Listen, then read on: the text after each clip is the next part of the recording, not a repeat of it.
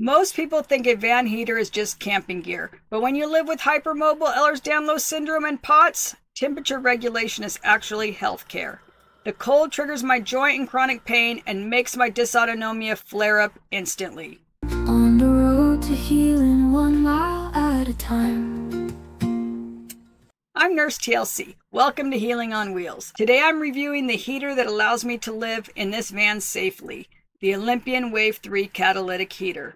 I'll show you why it's my favorite heater, how I set it up safely for winter use with no special tools or installation needed. Before we dive in, a quick disclaimer. While I am a registered nurse, I am not your nurse. Please use this as educational info and always chat with your own medical team. Also, this video is not sponsored. I bought this heater with my own money because it helps manage my conditions. But I do have affiliate links in the description below if you want more information and to support the channel. Now let's get into the video. Oh my goodness, you gotta get on my lap when I'm trying to work. With hypermobile EDS, our connective tissue doesn't support our joints well, and cold weather causes muscles to tighten up, which leads to more joint instability and more pain. Plus, with POTS, my body struggles to regulate its own temperature. I needed a heat source that was consistent, effortless to start, and didn't require massive battery power and uses less fuel. That's why I chose this heater. I have been using it for several years now and I absolutely love it. Along with my 5-pound propane container that holds 5 of those little green canisters. So getting that refilled not only saves money, but also saves having to throw away those green canisters all the time, which costs a lot of money. So again, you're going to save money if you have a refillable small propane. Of course, you can use the big one, but it's hard for me to lift and handle, so I choose to have the 5-pound one refillable. At first, I thought about getting a standard propane tank, but those weigh over 30 pounds when full, way too dangerous for my back and unstable joints. It's lightweight and easy for me to lift and maneuver without risking pain or spraining something. It's the perfect size for my independence. Okay, the Wave 3 heater only takes about a minute to start. It's very easy, and you will have a steady source of heat that practically sips the propane.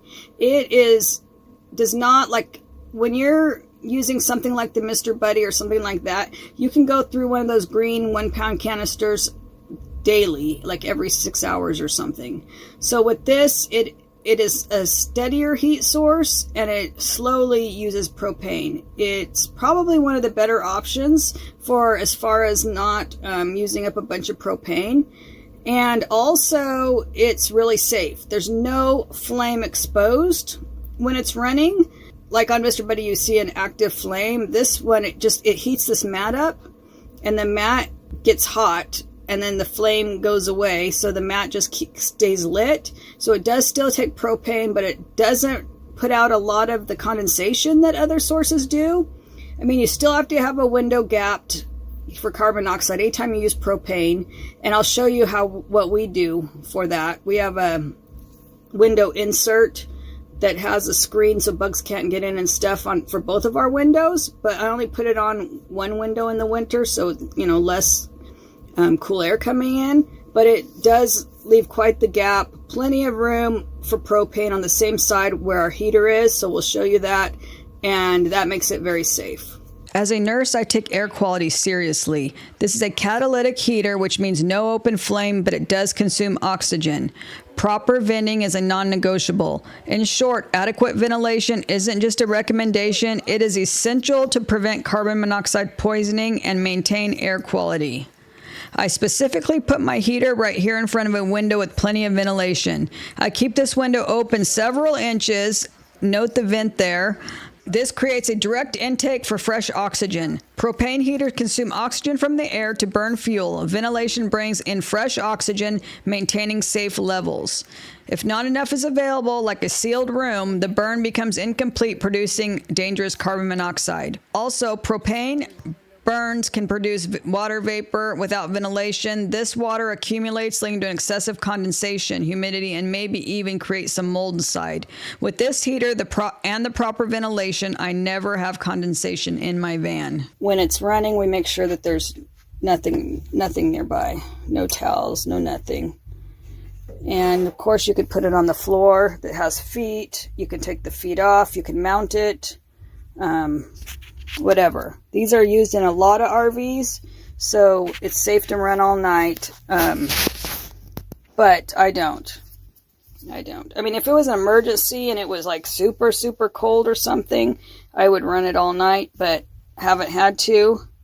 And here's what it looks like. It has start, low, high. And here's the igniter. I paid extra for this elbow here, so that it wouldn't get kinked. And the hose is extra as well, and the feet. So altogether, I think we paid like $350, okay? I don't know what it is now. That was back in like 21. We've had this for several years. Absolutely love it. We've been using it for that long. So let me show you how it starts and how even how even it glows, and how you won't see like a big flame or anything. So let me show you that. Okay, I'm going to face it more towards us so you can hopefully see everything. Make sure you remove any towels. There's nothing in the way, nothing close by.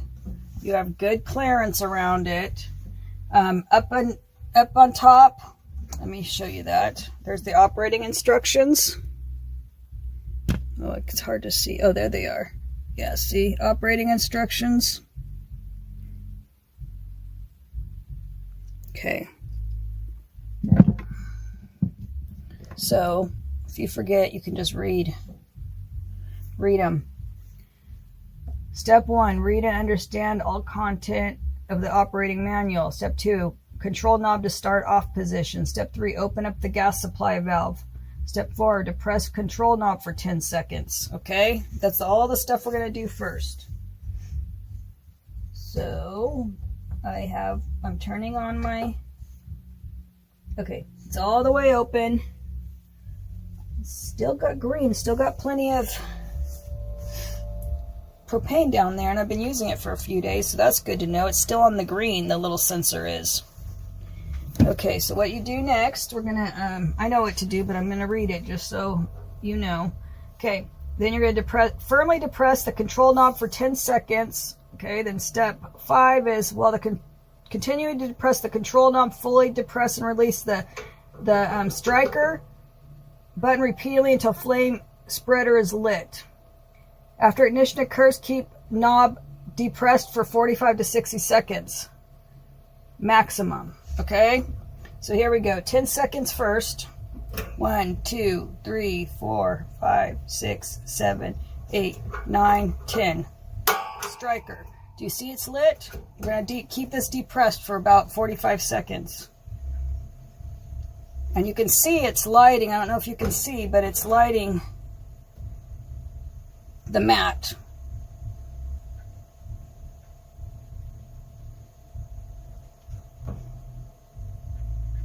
Okay, now you're going to turn it to high, it says, after your about 45 seconds. There, it's on high. And if you did it long enough and it remains hot, yeah, it's still lit. I can see it and I can feel it. So you'll see the flame is gone. You see no flame, but it's very hot. It's on high. If you look down here, I don't know, where are we? This is on high. Okay, so you're going to leave it there for a while to make sure that it's well lit and it's putting out heat. It's definitely putting out heat. You can kind of see it glowing. I don't know if you can or not in the camera, but this whole thing will be glowing a little bit. It's gray, but it starts turning like a pink or peachy color. I think you can see some of it maybe. Anyway, it's very hot, it's going, and there's no flames. See that? The striker where the flame was, gone. And if it falls over, it automatically like turns off. So that's a safety feature as well. So yep, it's putting out lots of heat. Let's see what else it says up here. I can't get close because it's hot. Okay, by this time, the thermocouple safety system should be heated enough to keep the gas valve open. Yep. Release control knob and immediately turn it to high setting. That's what we did. The initial small blue flame should be extinguished, and the catalytic combustion process is now taking place. Allow heater to operate on high for 10 minutes, assuring even heating of the catalyst pad. Then step 9, adjust control knob to desired setting after the 10 minutes. To turn heater off, turn the control knob to start off position. As an additional safety precaution, close the gas supply valve. Allow heater to cool to room temperature before covering. So anyway, there you go. That's it. Can you believe that? Super hot. It's on high, so it's really putting out the heat.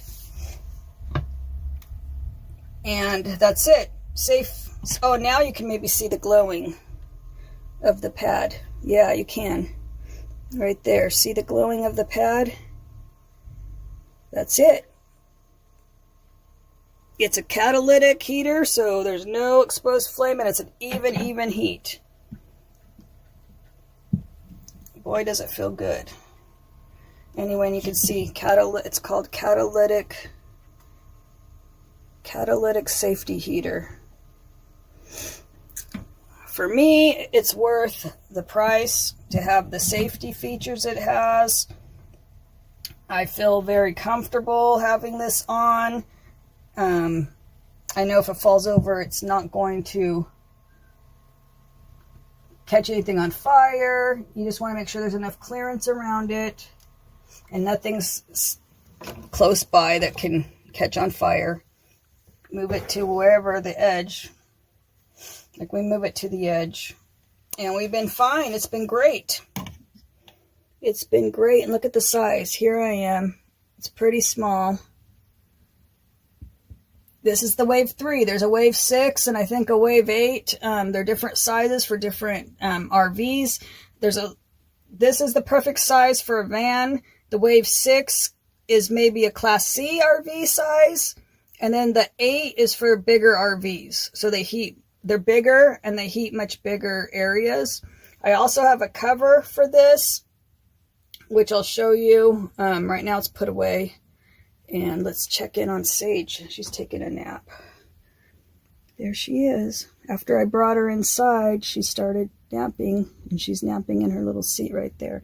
And the cover's underneath her seat up front. That's where I keep the heater on the floorboard when it's not in use. And so the cover's under there. So I will show it to you in a picture with the cover.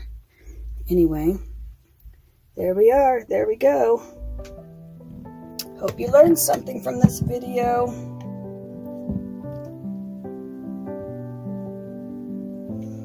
Wow, it's putting out the heat, that's for sure. And it's only been 7 minutes, so a few more minutes and I'll turn it down to low because we don't need it to be that high right now. But anyway, it looks like it's closer than it is to this. There's a good foot, and there's nothing over here that can catch on fire. It's good. Lots of clearance on my little kitchenette.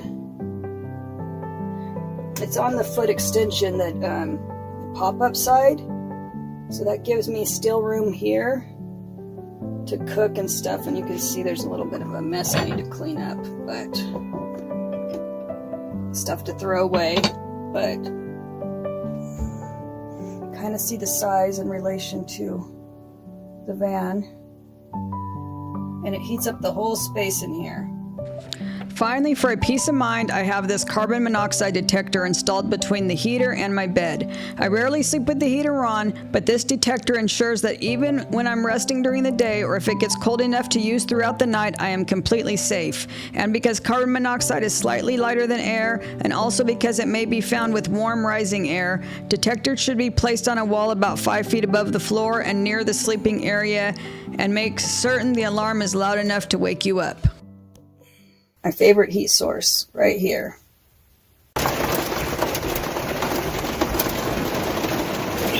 What's that sound, Sage? What is it? What's that sound? Is it so loud? Is it so loud? Is there a storm outside? Is it stormy out there? Oh my goodness. Oh my goodness. What is it? What is it? What's the sound? It's very rainy, Seiji. It's very rainy. Yes, it is. It's cold and rainy out here today, huh? Ways you can support this channel are in the description box below the video. Having the right gear turns surviving into thriving. If you're looking to adapt your life for chronic illness, make sure to subscribe for more tips from a nurse who gets it. Let me know in the comments, how does the cold affect your symptoms and what are your tricks for staying warm in the winter? See you next video. Bye!